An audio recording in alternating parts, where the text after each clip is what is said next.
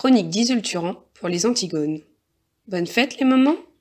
Quand je te vois avec tes enfants, je me dis que c'est pas pour tout de suite. C'est quand même une sacrée étape la maternité. Qui n'a pas déjà entendu cette petite phrase ou ne l'a pas pensée plus jeune? Il est loin le temps où le destin des femmes était d'être mère. Il est loin aussi le temps où la maternité était un statut enviable. C'est que, de fait, la maternité de nos jours, c'est pas très sexy. La mère est cette figure de femme sacrifiée qui passe ses journées à courir, ses soirées à crier et son argent en babysitting.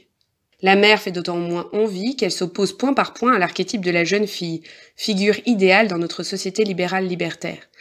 La jeune fille, c'est l'âge de tous les possibles, la liberté totale et sans contrainte, le physique altier entre deux âges, à peine sorti de l'enfance, mais déjà fraîche et disponible à la consommation. C'est l'âge des droits sans responsabilité, de la consommation sans conséquence. Alors forcément, dans une société où l'idéal de la jeune fille s'impose à tous, hommes, femmes, jeunes et vieux, la mère devient une figure quelque peu gênante. Avec ses formes généreuses, elle rappelle le temps qui passe et laisse des marques, que la vie et les relations humaines sont faites de dons de soi et de sacrifices. Avec son enfant dans les bras, elle est une figure du devoir et de la responsabilité. Ouh, les vilains mots. Pourtant, c'est bien ce que sont les femmes, non pas des jeunes filles, mais des mères en puissance. Quels que soient les choix personnels de chacune, nous construisons notre identité sexuée autour de cette affirmation. Je peux devenir mère. Cette affirmation constitutive du sexe féminin a d'ailleurs quelque peu changé avec l'avènement de la contraception et de l'avortement. Elle est devenue « je peux devenir mère si je veux, quand je veux ». Cette illusion de toute puissance est le point de départ d'une logique destructrice et mortifère. Cette idée fausse d'une maternité choisie muselle les mères qui n'ont plus le droit de dire leurs difficultés. Et en même temps, tu l'as bien voulu, hein? Mais enfin, quel rapport ? On peut choisir de faire un trajet en voiture et se plaindre des embouteillages. On peut se lancer dans une grande randonnée et en avoir plein les pieds.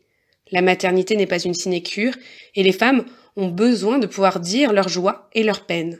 Quand on a beaucoup d'enfants, qu'on les a très rapprochés ou encore quand on a un enfant malade ou handicapé, on a parfois besoin de parler de ces moments difficiles.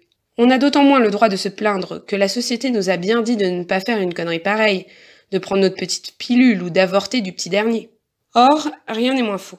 Même désirée, même choisie, la maternité est une rencontre, un mystère insondable.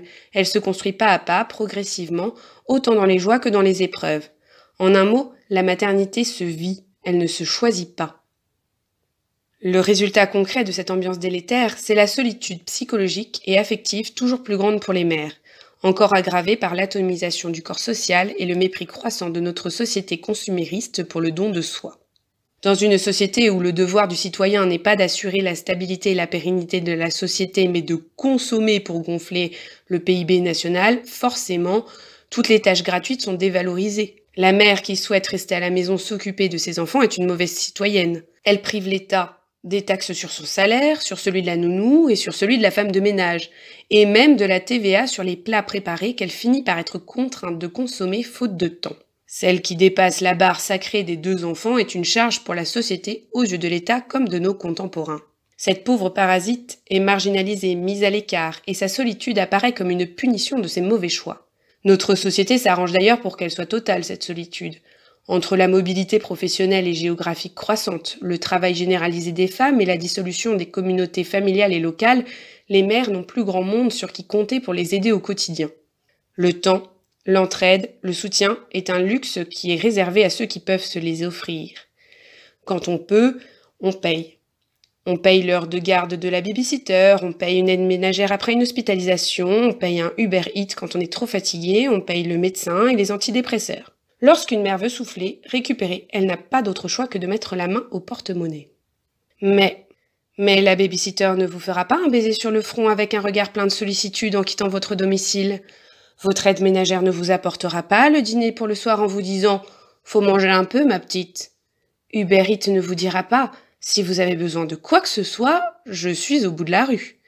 Et les antidépresseurs et les vitamines ne vous féliciteront jamais d'avoir fait 2 journées en une. Adieu solidarité locale, adieu famille aidante. Bonjour tristesse, bonjour solitude. Triste destin en effet pour une mission autrefois si glorifiée. La maternité est une étape qui fait peur dans notre modernité. Elle effraie qu'on soit déjà mère ou qu'on ne le soit pas. Cette maternité fait reposer sur les mères le choix de l'enfantement.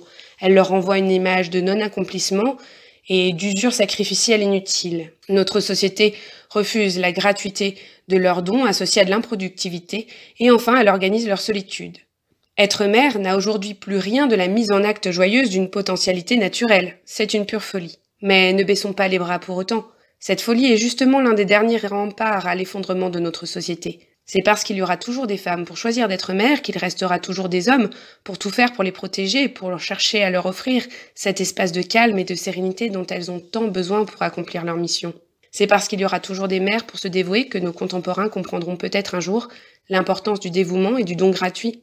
À nous de tout faire pour soutenir les mères, en étant présents pour elles, en leur assurant notre soutien et concrètement en militant pour leur assurer la sécurité matérielle à travers, par exemple, des allocations, des aides, une retraite suffisante, à travers un soutien logistique n'entraînant aucune contrepartie, comme par exemple les chèques scolaires, à travers des structures familiales et communautaires traditionnelles, mais aussi à travers la grande garantie de la pleine expression de leurs libertés éducatives.